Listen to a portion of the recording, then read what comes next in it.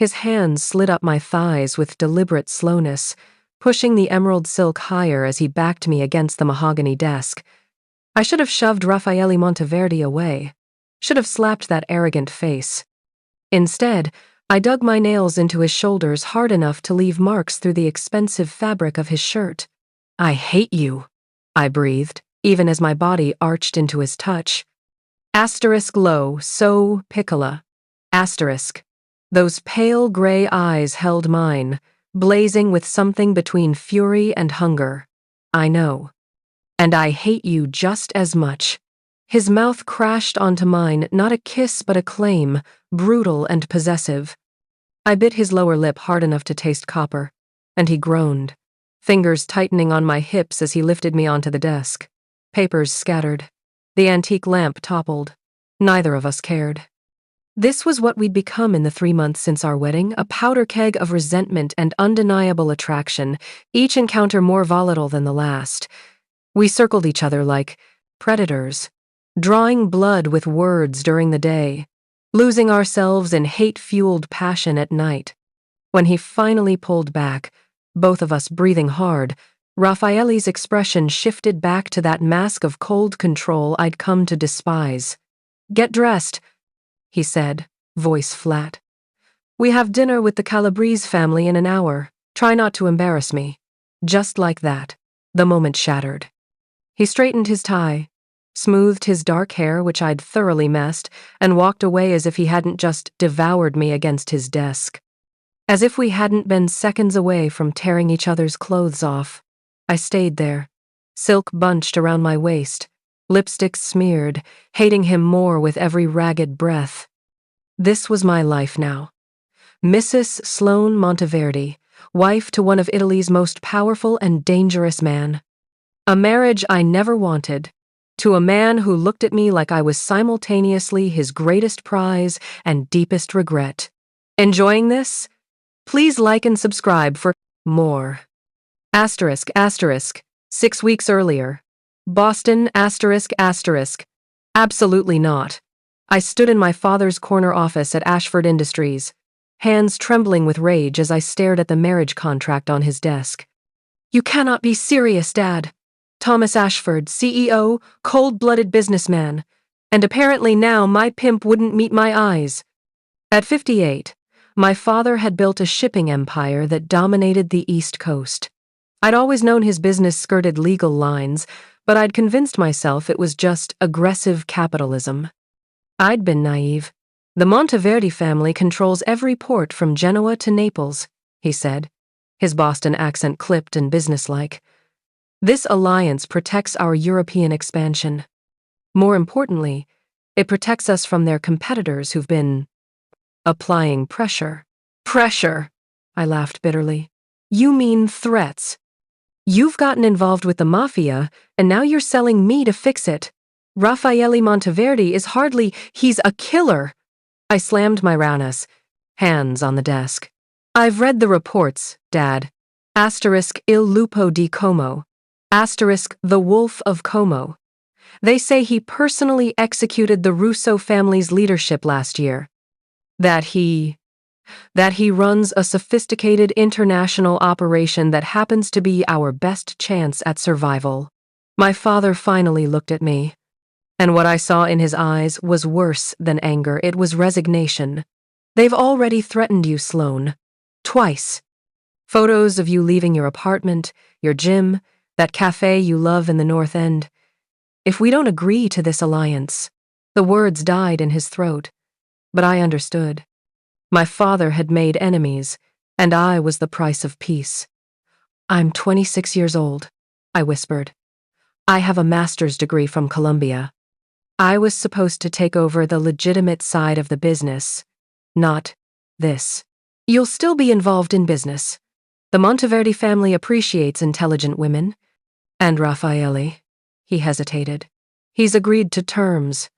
You'll be treated with respect, protected, given freedom within reason." Freedom within reason. I picked up the contract, scanning the clauses that reduced my life to negotiation points.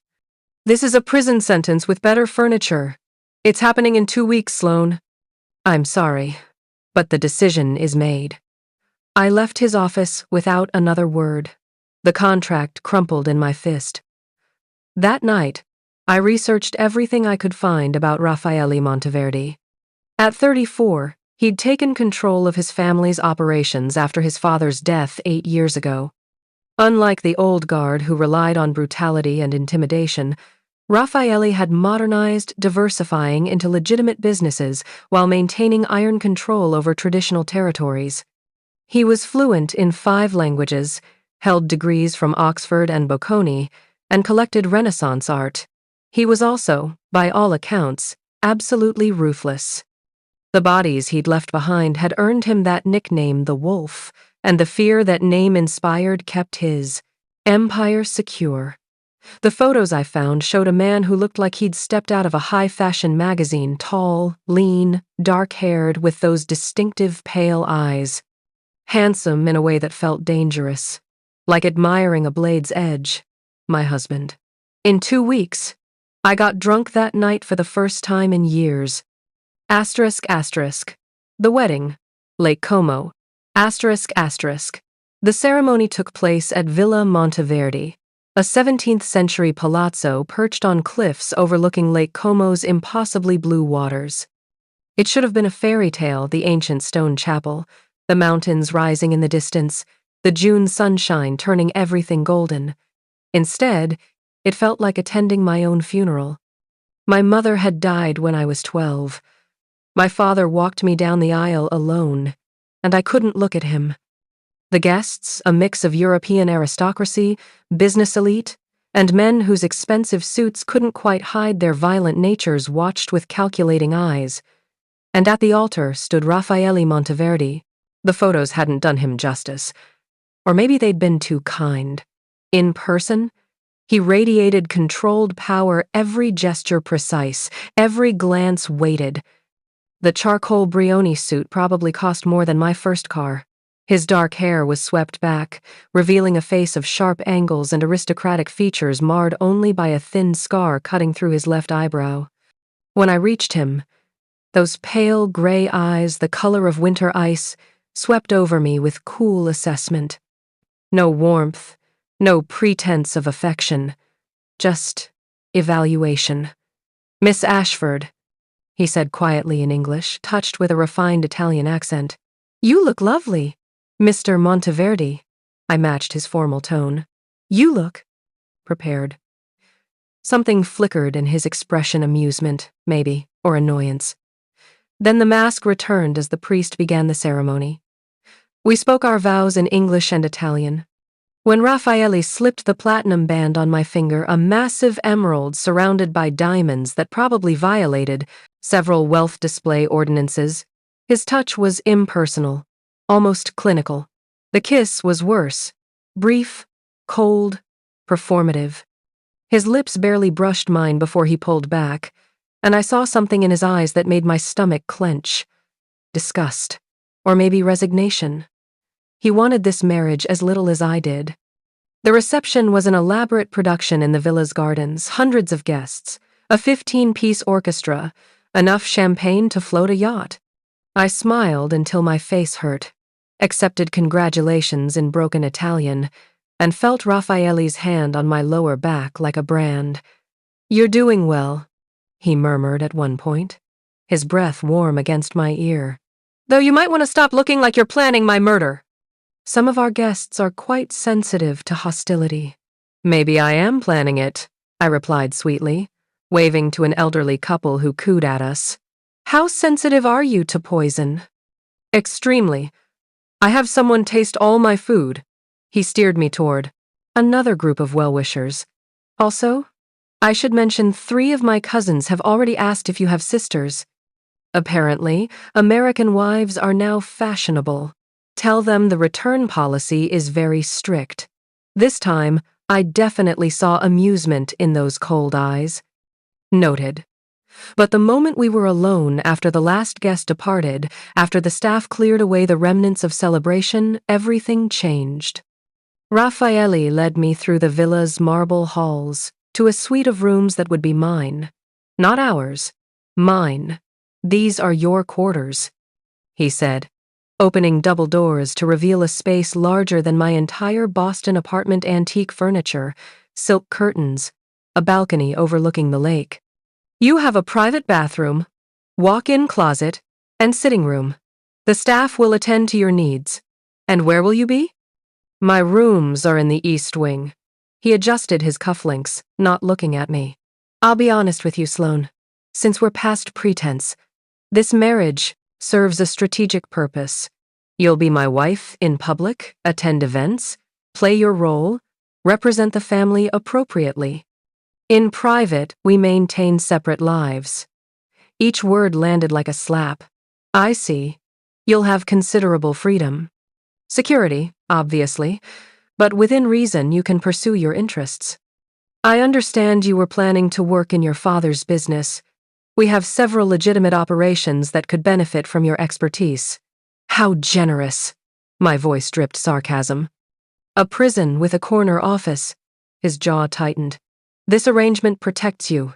Protects your father. Try to remember that when you're composing your grievances. And what if I refuse? What if I walk out that door right now? For the first time, something dangerous flashed across his features. Something that reminded me exactly who I'd married. He moved closer, and I forced myself not to retreat. Then you'll be dead within 48 hours, he said quietly, along with your father, and anyone else the Calabrese family decides to use as leverage against me. This marriage makes you untouchable, Sloane, valuable. Without it, you're just a liability they'll eliminate to hurt both our families. The casual way he discussed my death made my blood run cold. You really are a monster. Yes, he said it simply, factually.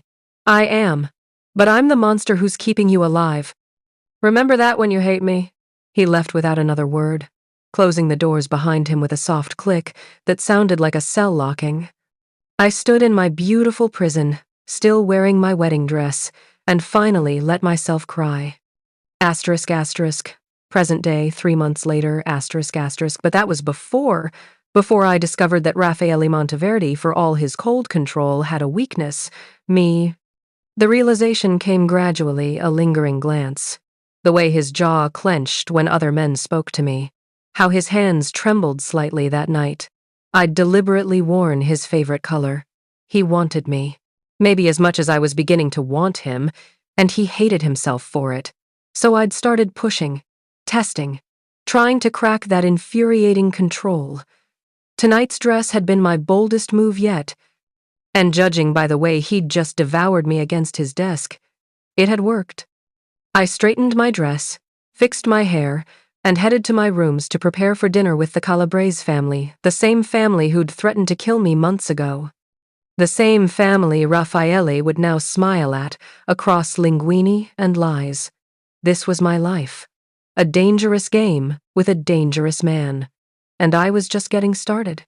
The Calabrese family arrived precisely at 8, because in Raffaele's world, punctuality wasn't courtesy, it was a power play. Being late suggested you didn't fear consequences. Being early suggested desperation. Exactly on time meant you understood the rules. I'd changed into a different dress, still designer, still expensive, but notably more conservative than the emerald silk that had started the evenings earlier. Complications. The midnight blue Valentino had a modest neckline and fell to my knees, though the way it hugged my curves was far from innocent. My auburn hair was swept into an elegant chignon, diamond studs glinting at my ears. Armor, disguised as evening wear. Raffaele was waiting at the bottom of the grand staircase, checking his phone with that perpetual look of controlled focus. He'd changed to a different suit, this one a shade lighter, paired with a shirt so crisp it could probably stand on its own. When he heard my heels on the marble stairs, he looked up. For just a moment, that mask slipped. His eyes traveled from my face, down my body, and back up again, something hungry and possessive flickering in those pale gray depths before the ice returned. Better, was all he said, though his voice had gone slightly rough. I aim to please, I replied sweetly, taking the arm he offered with the same enthusiasm I'd show for a root canal. His fingers tightened fractionally on mine. No, you don't. You aim to provoke, disturb, and generally make my life as difficult as possible. Well, someone has to. You're entirely too composed. Asterisk. Composto asterisk, he murmured, testing the Italian word. Yes, I suppose I am. It's what's kept me alive this long. Before I could respond, the massive front doors opened and our guests swept in, bringing with them the scent of expensive cologne and barely concealed menace. Lorenzo Calabrese was in his late 50s, silver-haired and distinguished in the way of men who'd spent decades killing people and getting away with it. His wife, Bianca, was 20 years younger and clearly his third or fourth attempt at procuring an heir. Their son, Matteo, was my age, handsome, in an obvious way, with dark eyes that lingered too long on every woman in the room, including me. Raffaele. Lorenzo's voice boomed through the foyer as he clasped my husband's shoulders in that aggressive male greeting that was part affection, part dominance display. And this must be the beautiful bride we've heard so much about. He turned to me, and I saw the calculation in his eyes, assessing my value, my weaknesses, how I might be used. It was the same look Raffaele had given me at our wedding, and I liked it even less from Lorenzo.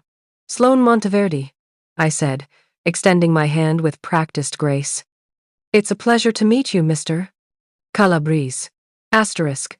Per favor asterisk. Call me Lorenzo. He brought my hand to his lips in a gesture that managed to be both courtly and vaguely threatening. And may I say, Raffaele is a very fortunate man. American women have such vitality. Beside me, I felt Raffaele's entire body tense, though his expression remained pleasant. Indeed, Sloane brings many unexpected qualities to our family. The way he emphasized unexpected made it unclear whether he meant it as a compliment. Bianca air-kissed both my cheeks, her smile not quite reaching her eyes. Such a lovely home you have, though I imagine it must feel quite isolated, being so far from Boston. I'm adjusting, I said diplomatically, though isolated was an understatement. The villa was 40 minutes from the nearest town, surrounded by private land and staffed entirely by people loyal to Raffaele. I couldn't leave without an armed escort, couldn't make a phone call without wondering who was listening. Then Matteo stepped forward, and his smile was far more genuine, which somehow made it worse. Mrs. Monteverdi. He took my hand, holding it a beat too long. My father didn't mention how stunning you were, Raffaele. You must bring your bride to our home in Naples. Bianca would love to show her the city. Perhaps, Raffaele said, his voice carefully neutral as he placed his hand on my lower back.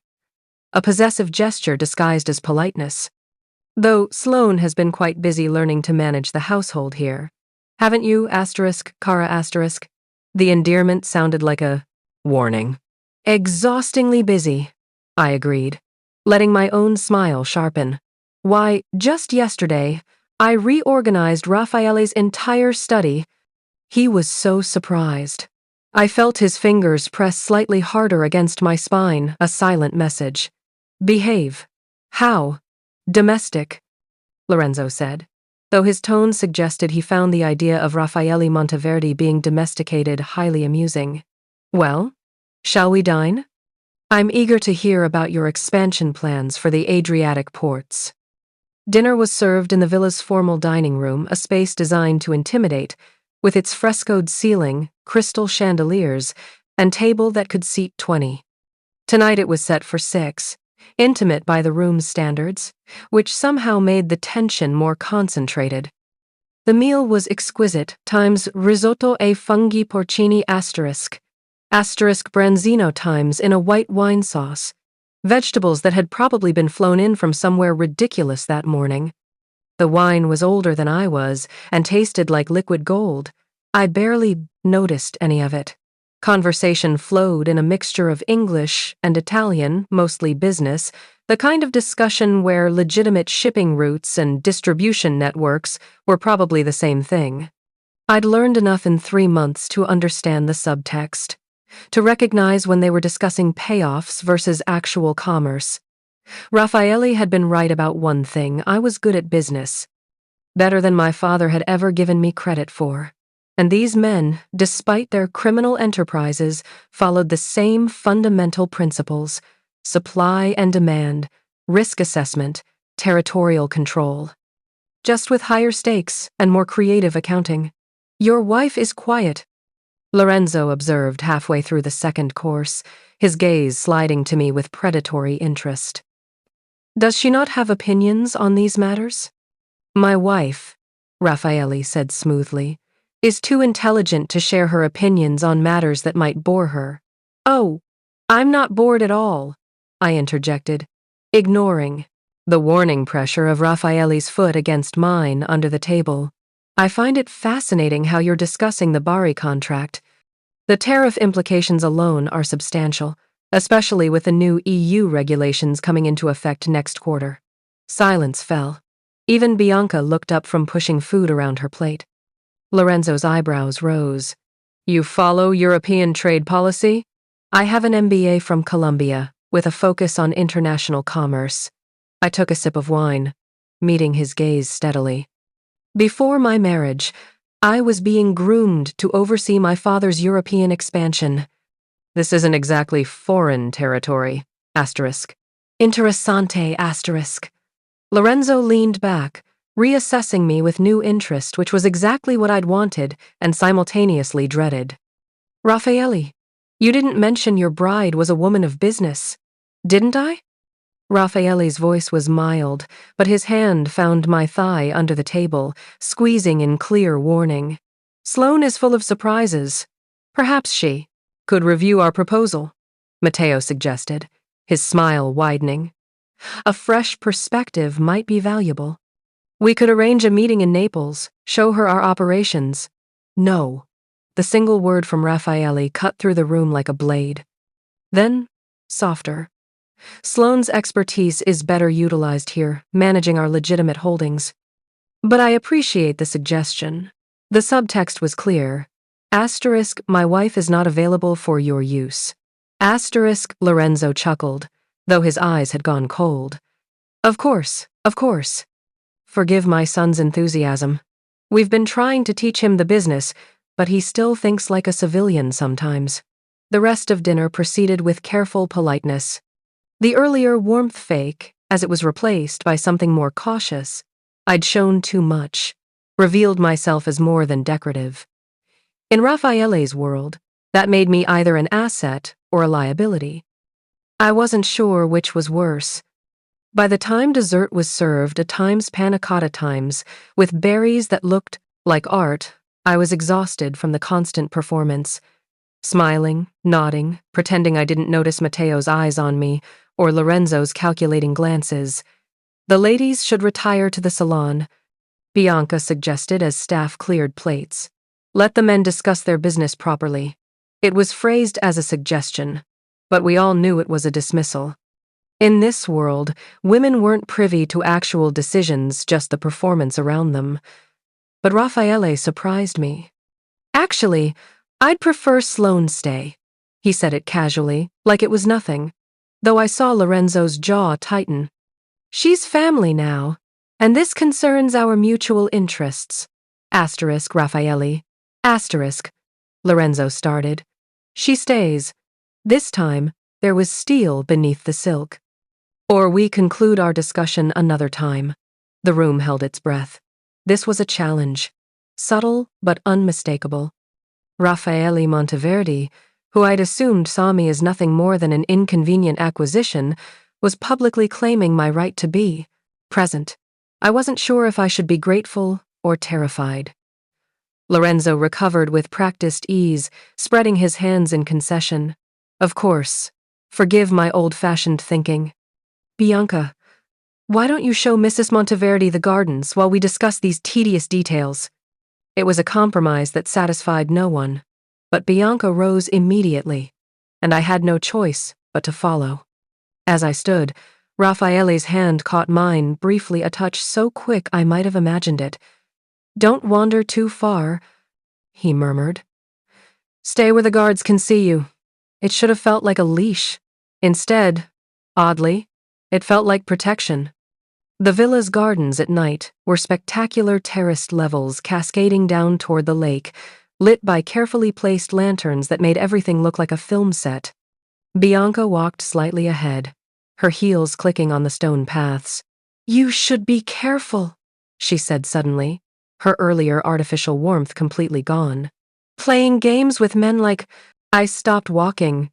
"Excuse me?" She turned, and in the lamplight, she looked older, or maybe just tired. "I've been married to Lorenzo for 7 years.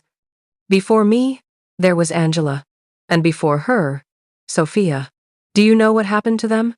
My stomach tightened. No. Angela developed opinions, started asking questions, wanted to be involved. She disappeared during a robbery in Rome. Bianca's smile was bitter. Sophia was smarter, she kept quiet, stayed decorative. "She's alive, somewhere in Switzerland with a generous settlement and an ironclad NDA. Why are you telling me this?" "Because you remind me of Angela."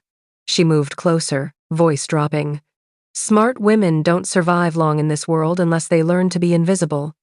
And you, Kara, are making yourself very visible. Maybe I don't want to be invisible." "Then you're a fool." She glanced back toward the villa. "Raffaele Monteverdi is not like other men. There are rumors, things he's done, people who've crossed him. He's kept you alive this long because you're useful. An alliance with your father, a symbol of expansion. But the moment you become more trouble than you're worth—" She didn't finish the sentence. She didn't need to. "I'll keep that in mind," I said coolly, though my heart hammered against my ribs. "Do." Bianca started walking again. "And, for what it's worth, I hope you prove me wrong. It would be nice to see one of us actually win for once." When we returned to the villa, the men were finishing their discussion. Raffaele looked up as I entered, and something in his expression eased, as if he'd been tracking my absence and was relieved by my return. The Calabrese family left shortly after, with promises of future meetings and carefully worded threats disguised as well-wishes. Matteo kissed my hand again, his thumb brushing my wrist in a gesture that made Raffaele's entire body go rigid. Finally, blessedly, they were gone. I stood in the foyer, the adrenaline that had sustained me through dinner crashing all at once. My hands were shaking. I clasped them together, refusing to show weakness. "You did well," Raffaele said quietly, his back to me as he poured 2 glasses of whiskey from the bar cart in the corner. "Better than I expected. Your faith in me is touching." He turned, offering me one of the glasses. I meant it as a compliment. "Lorenzo doesn't respect weakness, and you showed none." He paused. "Though you might have consulted me before demonstrating your expertise in international trade law. Would you have let me speak if I had?" "No." He took a drink. "Which is why you didn't ask." We stood there, studying each other across the marble expanse.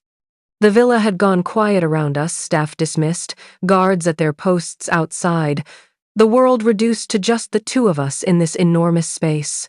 "Bianca told me about your predecessors," I said finally. "Angela and Sophia." Something flickered across his face. "Did she?" "She said smart women don't survive in your world." "She's not wrong." Raffaele set his glass down with careful precision. "Though she's missing a crucial distinction. Witches, smart women who fight me, don't survive." He moved closer, and I held my ground even as my pulse spiked. "Smart women who fight times me? They're invaluable." His hand came up, cupping my face with unexpected gentleness. His thumb traced my cheekbone, and I hated how my eyes fluttered closed at the touch. "You confuse me, Sloane Ashford," he murmured. "Monteverdi," he corrected himself. "You're supposed to be a transaction, a strategic necessity. But you keep—" He stopped, jaw clenching. "Keep what?" "Mattering." The word sounded like a confession he hadn't meant to make. You keep mattering, and I don't know what to do with that. Then he kissed me. Not like earlier, not frantic or angry or desperate. This was slow, deliberate, a careful exploration that made my entire body melt. His other hand slid into my hair, pins scattering as my chignon came undone. I gripped his jacket, pulling him closer, needing he pulled back abruptly, breathing hard. Asterisk, Danazione asterisk. He stepped away, running a hand through his hair. This is a mistake. Seems to be a recurring pattern with us. I managed, my voice shakier than I wanted. Sloane. Don't. I held up a hand. Don't explain why this is impossible or impractical or whatever rationalization you're preparing. I'm tired, Raffaele. I'm tired of playing pretend. Tired of separate wings and separate lives. Tired of wanting someone who looks at me like I'm a problem to be solved. You are a problem. His eyes met mine, and what I saw there made my breath catch. You're the biggest problem I've ever had. Because every rule I've built, every boundary I've maintained, you make me want to break them all. Then maybe, I said softly, you should stop fighting it. For a long moment, we stood there, two people caught, between what we wanted and what we knew we should do. Then Raffaele turned and walked away, leaving me alone in the foyer with my smudged lipstick and scattered hairpins, wondering which of us was the bigger fool. Him for walking away, or me for wishing he'd stayed. I didn't follow him, didn't call out or demand explanations. Instead, I stood in that cavernous foyer until my heartbeat steadied, then walked calmly to the bar cart and poured myself another whiskey, his expensive, probably older than me whiskey, and drank it in one burning swallow. Then I poured another. If Raffaele Monteverdi thought he could kiss me like that and just walk away, he was about to learn that American girls didn't play by Italian rules. The next morning, I woke with a plan and a headache, though the headache had less to do with the whiskey and more to do with 3 months of accumulated frustration. I'd spent the entire night staring at the frescoed ceiling of my bedroom, plotting Raffaele. Wanted separate lives? Fine. I'd give him exactly that. I dressed in fitted black slacks and a silk blouse the color of fresh blood, twisted my hair into a severe bun, and applied my makeup with precision red lips, sharp eyeliner, the war paint of a woman preparing for battle. Then I marched down to breakfast like I owned the place, which, legally, I did. Half of it, anyway. The breakfast room overlooked the lake, all floor-to-ceiling windows and morning light. Raffaele sat at the head of the table, reading Times Il Sole 24 times while his espresso went cold. He looked infuriatingly well-rested in a charcoal suit, his hair still damp from the shower. He glanced up when I entered, and I watched his eyes track from my face down to my heels and back up again.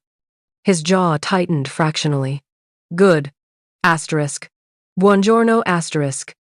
I said coolly, taking the seat at the opposite end of the table as far from him as possible while still technically sharing a meal. You're up early, his voice was, carefully neutral, but I caught the slight rasp that suggested maybe he hadn't slept as well as he looked. I have work to do. I accepted coffee from Maria, the head housekeeper, and smiled my thanks. I'm taking you up on your offer. Which offer? To work in your legitimate operations. You mentioned several businesses that could benefit from my expertise. I took a sip of coffee, meeting his gaze over the rim. I'd like to start immediately. Something flickered in those pale gray eyes. Surprise? Maybe. I see. Unless that was just something you said to make me feel better about being trapped here? I tilted my head. Because if you were lying, I'd rather know now. I wasn't lying. He set down his newspaper with deliberate care. Though, I'm curious about this sudden motivation. You were right last night. This arrangement serves a strategic purpose. I kept my voice light, breezy, as if my heart wasn't still bruised from his rejection. We should both make the best of, quote, you get your alliance, I get something to do besides redecorate your study. Everyone wins. His fingers drummed once against the table, the only sign I'd gotten under his skin. What specifically did you have in mind? The resort development in Portofino. I reviewed the files you left in the study before I reorganized them, obviously, and the project is bleeding money. Poor vendor contracts, inflated timelines, at least 3 subcontractors who are definitely skimming. I pulled out my phone, scrolling through the notes I'd made at 3 in the morning. Give me 2 weeks and full access to the accounts, and I'll cut costs by 30% minimum. Silence. Raffaele stared at me like I'd just spoken in tongues. You reviewed confidential business files, he said slowly. They were in your study. Our study, technically, since this is a marital home. I smiled sweetly. Was I not supposed to? You should really be more clear about these boundaries. Asterisk, Christo asterisk. He dragged a hand through his hair, messing the careful styling. Sloane, unless you don't trust my abilities? I can provide references. My thesis advisor at Columbia called my analytical skills frighteningly precise, though the frightening part might have been because I found several errors in his published research. I watched him wrestle with competing impulses, the need to maintain control warring with what looked suspiciously like pride. Finally, he pulled out his own phone and typed something rapidly. My assistant will give you access to the Portofino files this morning, he said. You'll report directly to me. Weekly progress meetings, full transparency on any changes you implement. Fine. And Sloane? He stood, buttoning his jacket with sharp, precise movements. This doesn't change anything between us. I met his gaze steadily. I know. You made that abundantly clear when you walked away last night. His jaw clenched. For a moment, I thought he might say something, explain, apologize, anything. Instead, he grabbed his phone and briefcase and left without another word. The moment the door closed, I slumped in my chair and released a shaky breath. Round 1 to me. Asterisk, asterisk. 2 weeks later, asterisk, asterisk. True to his word, Raffaele gave me complete access to the Portofino project. What he didn't anticipate was just how good I'd be at it. I spent 14-hour days dissecting contracts, renegotiating terms, and firing anyone whose numbers didn't add up. The project manager, a sweaty man named Paolo who'd been embezzling for 18 months, actually cried when I presented him with evidence of his fraud. I felt nothing. The construction foreman tried to intimidate me with thinly veiled threats about accidents on job sites. I reminded him that I was married to Raffaele Monteverdi and asked if he'd like me to arrange a meeting so he could share his concerns directly. He suddenly became very cooperative. By the end of week 2, I'd cut costs by 37% and moved the timeline up by 3 months. The legitimate savings alone would net the family close to 8 million euros. I presented my findings in Raffaele's study at exactly 6 p.m. on Friday, laying out spreadsheets and revised contracts with the efficiency of a corporate assassin. He listened in silence, his expression unreadable as I walked him through every change. When I finished, he sat back in his leather chair and studied me with those unsettling pale eyes. You fired Paolo, he said finally. He was stealing from you. I know. I was letting him. That made me pause. Why? Because his sister works in the Calabrese organization, and he was reporting everything he saw to Lorenzo. A slight smile touched Raffaele's mouth. He was useful for feeding false information. Oh. I felt my cheeks heat the first time I'd been wrong-footed in weeks. Should I unfire him? No. He was still stealing, and you handled it exactly right. Raffaele stood, moving around the desk with that predatory grace that always made my pulse spike. You've exceeded expectations. Asterisk, Mowgli asterisk. I'm impressed. Don't sound so surprised. I stood my ground as he approached, refusing to retreat. I told you I was good at this. You did. He stopped inches away, close enough that I could smell his cologne, something expensive and woodsy that made my stomach flutter traitorously. I'm beginning to realize I underestimated you in several ways. His hand came up, fingers trailing along my jaw. I should have stepped back. Should have maintained the distance we'd established. Instead, I tilted my face into his touch, hating myself for the weakness. Don't, I whispered. Don't. What? Don't touch me like that unless you mean it. I forced myself to meet his eyes. I'm not interested in being your late-night impulse that you regret in the morning. Either you want me or you don't, Raffaele. Pick one. Something dark and hungry flashed across his face. You think I don't want you? I think you want control more. I stepped back, breaking contact, and I refuse to be another thing you manage and compartmentalize. So unless something's changed, we should maintain our professional distance. I gathered my files and started for the door, proud of myself for not looking back. I made it 3 steps before his hand caught my wrist, spinning me around. Everything has changed, he said roughly, backing me against the bookshelf. You've changed everything. And I times Danizione times, I can't think straight when you're near me. Then stop thinking. His mouth crashed onto mine, and this time there was nothing controlled about it. This was hunger, raw and desperate, 3 months of denial combusting. My files scattered across the floor as I grabbed his tie, pulling him closer. His hands found my waist, lifting me onto the desk. Papers went flying. The antique lamp teetered dangerously. Neither of us cared. This is a mistake, he breathed against my throat, even as his fingers worked the buttons of my blouse. Probably, I gasped, tugging his jacket off his shoulders. We should stop. See, asterisk. His mouth traced fire down my collarbone. We should definitely stop. Neither of us stopped.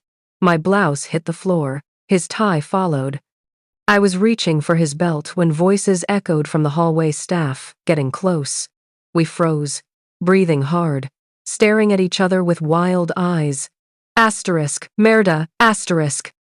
Raffaele swore, resting his forehead against mine. Asterisk, merda, merda, merda, asterisk. I started laughing, slightly hysterical, drunk on adrenaline and frustrated desire. We're terrible at this. At what? Self-control? He pulled back, running both hands through his hair. Yes, apparently we are. I slid off the desk, suddenly aware of my state of undress. My blouse was somewhere on the floor. My hair had completely escaped its bun. I looked thoroughly ravished, and we hadn't even... Here! Raffaele shrugged out of his shirt and handed it to me, standing there in just his undershirt and slacks, looking unfairly attractive. I took the shirt, our fingers brushing. Thank you. Asterisk. Prego asterisk. His voice was rough. Sloane, we need to talk about... Don't! I buttoned his shirt quickly, covering myself. Don't analyze it or explain why it can't happen. Just... don't. It's not that simple. It never is with you. I found my blouse, clutching it to my chest like armor. I'm going to my room. We can pretend this didn't happen tomorrow at our professional weekly meeting. Sloane. Good night, Raffaele. I left before he could stop me, before I could do something stupid like cry or beg him to choose me over whatever war he was fighting with himself. But as I climbed the stairs to my wing of the villa, I made a decision. Raffaele Monteverdi wanted to play games? Fine. I'd been raised by a ruthless businessman, trained at one of the world's best business schools, and married into a family where weakness meant death. If he thought he could kiss me like that and walk away, he was about to learn the most important lesson of his life. I didn't lose. Ever. Asterisk, asterisk, the next morning, asterisk, asterisk. I woke with renewed purpose and a reckless plan. If Raffaele wanted to maintain distance while clearly wanting me, I'd make that distance absolutely unbearable.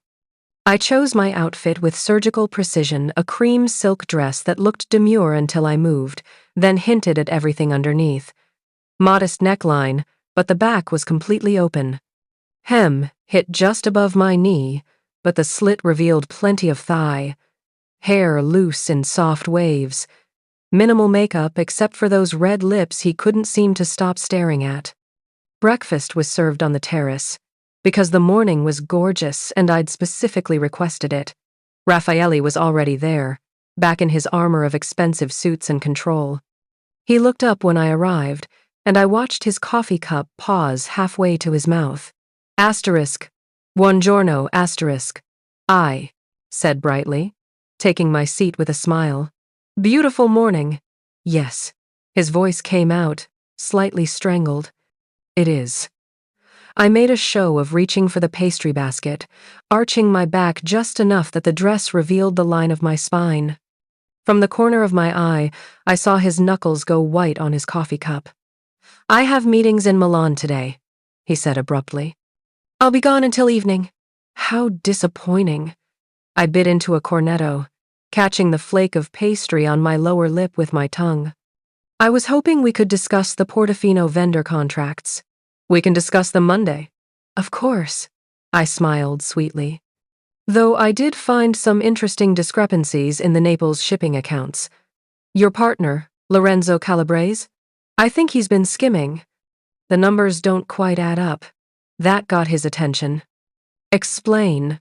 Well, the manifest reports don't match the customs declarations, and there's a consistent 2% variance that... I paused, tilting my head. Actually, this is probably too boring for breakfast conversation. Sloane. His voice held warning. And something else, respect, maybe. If Lorenzo is stealing from me, I need to know. Then I suppose you'll have to cancel your Milan meetings. I took another delicate bite of pastry. Or we could discuss it tonight, over dinner. I promised to make it worth your while. The double meaning hung between us. Obvious and intentional. Raffaele's eyes darkened.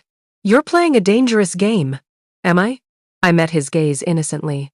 I thought I was just doing my job. You know, the one you gave me? Your job doesn't include...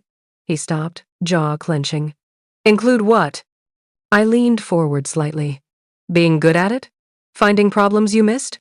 Or wearing dresses that distract you? All of the above, he said roughly. Especially that last one. Then maybe you should do something about it. I stood, letting the morning light silhouette my body through the thin silk. Or you could keep walking away and pretending you don't want me. Either way, I have work to do. I made it halfway across the terrace before his voice stopped me. Dinner? 8 o'clock. We'll discuss the Naples accounts. I glanced back over my shoulder, smiling. It's a date. It's a business meeting. Whatever helps you sleep at night. Asterisk marito asterisk. Husband? I let the Italian word roll off my tongue like a caress. Though we both know you're not sleeping any better than I am. I left him sitting there, could feel his eyes on me the entire walk back into the villa. Round 2 to me. And I was just getting started. Don't forget to like and subscribe. The week following our charged breakfast became a carefully orchestrated war of attrition. Every morning, I chose my outfits like ammunition, each one designed to detonate his carefully maintained control. Monday, I wore a white linen dress so sheer that my lingerie was clearly visible when the sunlight hit it just right. We had our show, business meeting in his study, and I watched him lose his train of thought 3 times while reviewing the Naples accounts. Tuesday, I decided to use the villa's pool for the first time. The black bikini I'd ordered from Milan arrived that morning, 2 tiny triangles that were technically swimwear but barely qualified as clothing. I made sure to swim during the exact time Raffaele took his afternoon calls on the terrace overlooking the pool. He rescheduled all his meetings and disappeared into his study for the rest of the day. Wednesday, I wore a silk pajama set to breakfast, champagne-colored, with shorts that showed off my legs and a camisole that left little to the imagination. When Raffaele asked why I wasn't dressed, I reminded him that I worked from home and could wear whatever I wanted in my own house. He left for the office without finishing his espresso. By Thursday, I could feel his control fraying. The air between us crackled with tension every time we were in the same room. He'd find excuses to touch me, adjusting my necklace, guiding me through doorways with his hand on my lower back, then retreat like he'd been burned. It was intoxicating. this power. Watching the unshakable Raffaele Monteverde come undone over me. But I wanted more than stolen touches and heated glances. I wanted him to admit what we both knew, that this marriage had become real, whether he liked it or not. So on Friday, I decided to push him over the edge. The dress arrived at noon, delivered by a courier from a boutique in Milan so exclusive they didn't even have a website. Blood-red silk that poured over my body like liquid sin, held up by the thinnest spaghetti straps imaginable. The neckline plunged to my navel, held together by a single crystal clasp. The back was entirely open, the fabric not starting again until the base of my spine. The slit ran from ankle to upper thigh. It was obscene. It was perfect. I paired it with diamond earrings, a wedding gift from Raffaele that I'd never worn, and black heels that added 4 inches to my height. My hair fell in loose waves down my bare back. Makeup was minimal except for dark, smoky eyes and those red lips that seemed to drive him crazy. When I looked in the mirror, I barely recognized myself. The reserved Boston girl who'd walked down the aisle 3 months ago was gone. In her place stood a woman who knew exactly what she wanted and wasn't afraid to take it. I found Raffaele in the library, reviewing contracts with his reading glasses on, which was unfairly attractive and not helpful to my concentration. He looked up when I entered, and I watched the pen slip from his fingers. "We're having dinner with the Castellanos tonight," I said casually, referencing the invitation that had arrived earlier in the week. "I thought I should check if this dress is appropriate?" I did a slow turn, letting him see every angle, every inch of exposed skin. The silence stretched so long I wondered if I'd broken him. Finally, he spoke, his voice low and dangerous. "No. No?" I blinked innocently. "You don't think it's appropriate for dinner?" "I think," he stood abruptly, shoving his chair back, "it's not appropriate for leaving this house. Go change." "Why?" I moved closer, watching his hands clench at his sides. "It's designer. Cost more than most people's cars. Surely it's suitable for dinner with your business associates." "Sloan." My name was a warning. "That dress is what? Asterisk. Provocativo. Asterisk." He bit out. "Provocative." "You know exactly what you're doing." "I'm getting dressed for dinner." I tilted my head, letting my hair slide over one shoulder. "Unless you're saying I can't wear what I want, I'm saying that dress is going to cause problems." "What kind of problems?" He closed the distance between us in 2 strides, and suddenly we were inches apart, the air thick with tension.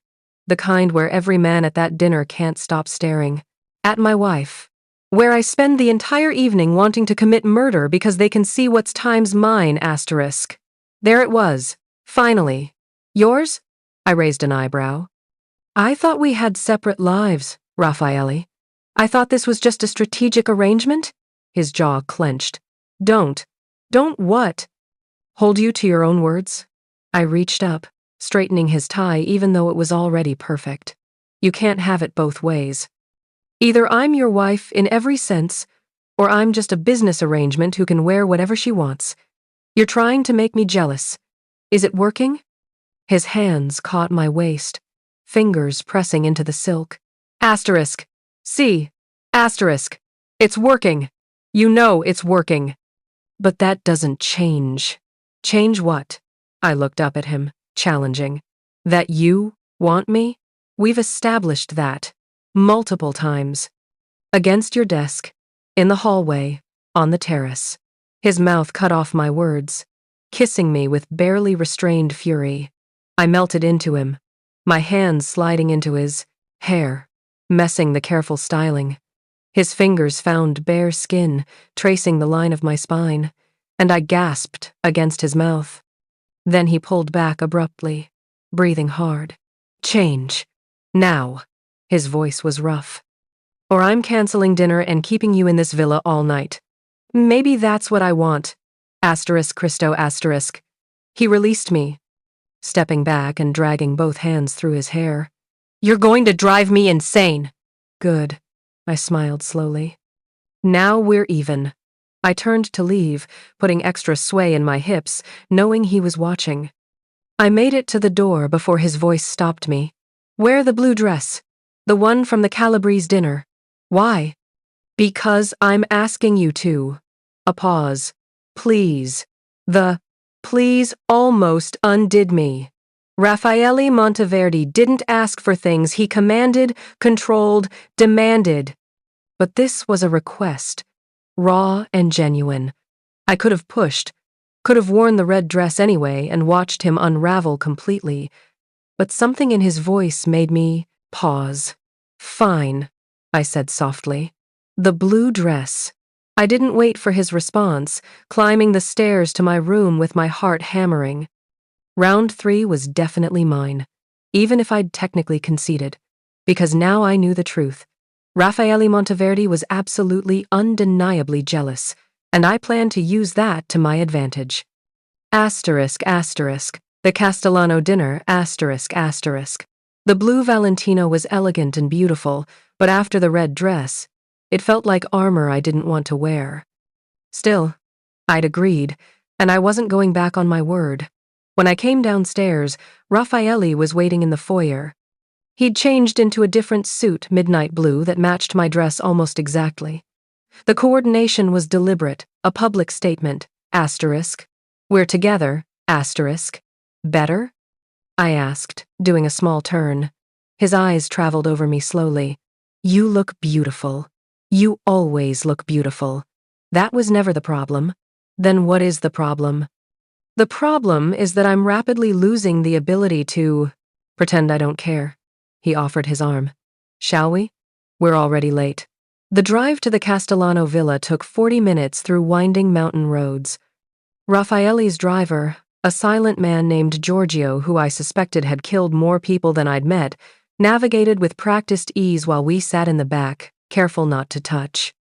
The Castellanos control most of Lombardy, Raffaele said, breaking the silence. Antonio is old school, traditional. His son, Enzo, is being groomed to take over. Tonight is partly business, partly social. They want to meet you. Should I be worried? No, just be yourself. He glanced at me. The version of yourself that doesn't deliberately provoke me, preferably. I'll try to behave. Somehow, I doubt that.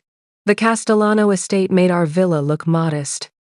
This was old money, aristocratic wealth that predated the family's criminal enterprises by centuries. The villa sprawled across a hilltop, Renaissance architecture glowing in the evening light. Antonio Castellano greeted us at the entrance, 70 if he was a day, but still commanding in an elegant navy suit. His wife, Francesca, was all refined grace and careful smiles. Raffaele, finally you bring your bride to meet us. Antonio clasped Raffaele's hand, then turned to me with genuine warmth. Mrs. Monteverdi, we've heard such interesting things about you. All lies, I'm sure, I said, making him laugh. I like her already, he declared, offering me his arm. Come, come. Dinner is almost ready. Enzo is already here with his wife, Giulia.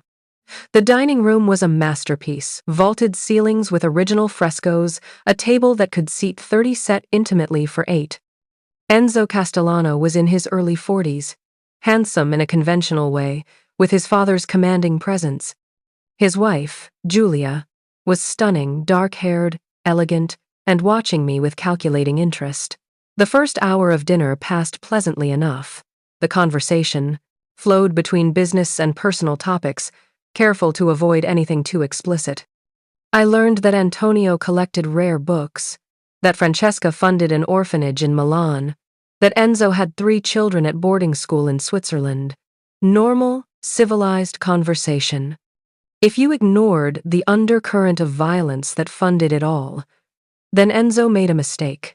Your wife is quite beautiful, Raffaele, he said, refilling his wine glass. Those legs especially. You're a lucky man. The temperature in the room dropped 10 degrees. Raffaele's hand tightened on his wine glass, but his voice remained pleasant. Yes, I am. American women have such confidence, Enzo continued, oblivious or deliberately provocative. It's refreshing. So different from our Italian girls who are taught to be modest. Enzo, his father warned quietly. But Enzo was on his third glass of wine and feeling bold. I'm just saying, if I had a wife who looked like that, I'd never let her out of the bedroom. You must have incredible restraint, my friend. I felt Raffaele go absolutely still beside me. When I glanced at him, his expression was pleasant, almost bored.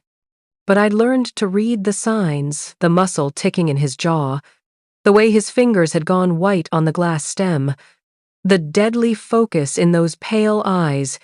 He was about 2 seconds from violence. Enzo, I said smoothly, drawing attention to myself. That's very flattering. Though I should mention that my husband has plenty of restraint in some areas, but absolutely none in others. Isn't that right? Asterisk amore asterisk. I placed my hand on Raffaele's thigh under the table, squeezing gently. His eyes cut to me, and I saw the war happening there. Rage versus control, possessiveness versus politics. Asterisk. See, asterisk, he said finally, placing his hand over mine. My wife knows exactly where my restraint ends. The threat in his voice was unmistakable. Enzo finally seemed to realize his mistake, raising his hands in apology. I meant no offense, of course, just appreciating a beautiful woman. Appreciate her from across the table, Raffaele said softly. With your eyes. Nothing else, Antonio cleared his throat loudly. Francesca, didn't you want to show Mrs. Monteverdi your gardens? They're spectacular at night. It was a blatant attempt to diffuse the tension, and I accepted gratefully. I'd love to see them. Francesca practically dragged me out of my chair, Julia following quickly. As we left, I heard Antonio begin some story in rapid Italian, trying to salvage the evening. The gardens were indeed spectacular terraced levels, lit by hundreds of small lanterns, the scent of jasmine heavy in the warm air. We walked in silence for a moment before Julia spoke. Your husband almost killed mine at dinner.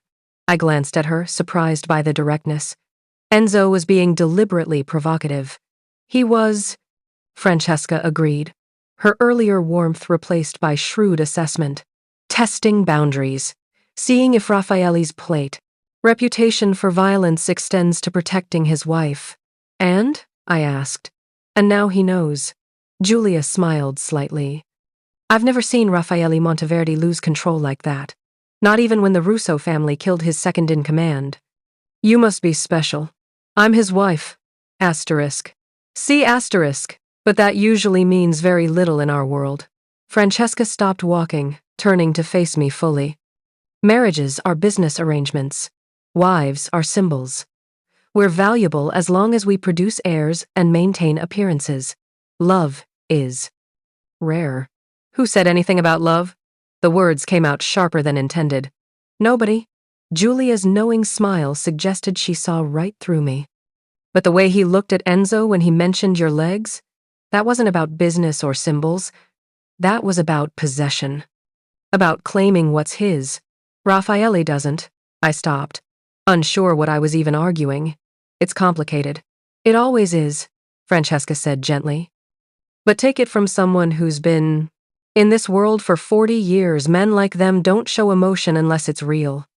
Whatever is happening between you and Raffaele, it's more than strategy. We returned to find the men on the terrace, smoking cigars and drinking grappa. The tension from dinner had eased somewhat, though Enzo kept careful distance from both Raffaele and me for the rest of the evening. When we finally left around midnight, I was exhausted from the performance. Playing the perfect Mafia wife was harder than any MBA course I'd ever taken. The moment we were in the car, Raffaele's control snapped. Never again, he said, his voice low and dangerous. You don't defend me like that. You don't touch me under the table to calm me down. You don't what? Try to prevent you from committing murder at dinner? I twisted in my seat to face him. He was goading you, Raffaele. If you'd reacted, it would have been exactly what he wanted. I don't care what he wanted. He disrespected you. So you were. Going to what? Kill him? Start a war with the Castellanos over a crude comment? C asterisk. He said it simply, matter-of-factly. If that's what it took. My breath caught. You're insane. I told you that on our wedding night. His eyes met mine in the darkness. I told you what I am. A monster. Someone who destroys everything he touches. You haven't destroyed me. Not yet. His hand came up, cupping my face with unexpected gentleness. But I will, Sloane. If you keep pushing, keep provoking, keep making me feel things I can't control, I will ruin you. I know. I leaned into his touch. You keep saying that. I'll ruin you for other men. But maybe I want to be ruined.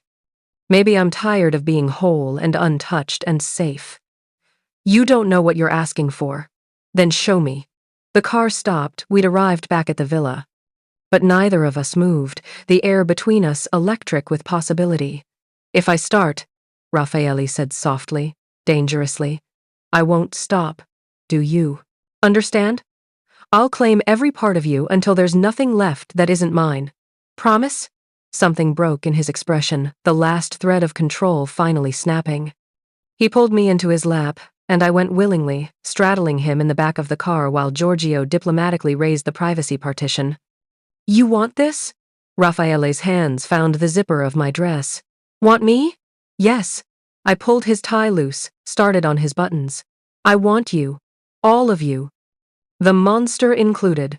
Asterisk Diomi Ioti. Asterisk, he breathed. God help me, but I want you too. Then he kissed me like he was drowning and I was air. Like 3 months of denial had finally caught fire. My dress pooled around my waist. His shirt hit the floor. We were a tangle of hands and mouths in desperate need. Not here, I gasped when his mouth found my throat. Inside. Our bedroom. He pulled back, eyes dark with desire. Asterisk our times bedroom? Yes. I kissed him again, softer. No more separate wings. No more pretending. Either we do this for real or not at all. For a moment, I thought he'd refuse, thought that iron control would reassert itself and he'd push me away again. Instead, he opened the car door, swept me into his arms like I weighed nothing, and carried me into the villa while I laughed against his neck. Which bedroom? He asked, climbing the stairs. Yours, I decided. It's bigger. Asterisk. See, asterisk. And closer. We barely made it through the door before we were tearing at each other again, months of tension and denial finally finding release. The blue dress ended up on the floor. His belt followed. We fell onto his bed times our times bed now, and I finally understood what Raffaele had been warning me about. He was absolutely going to ruin me. And I couldn't wait. If you enjoyed this story, please comment love, and don't forget to subscribe.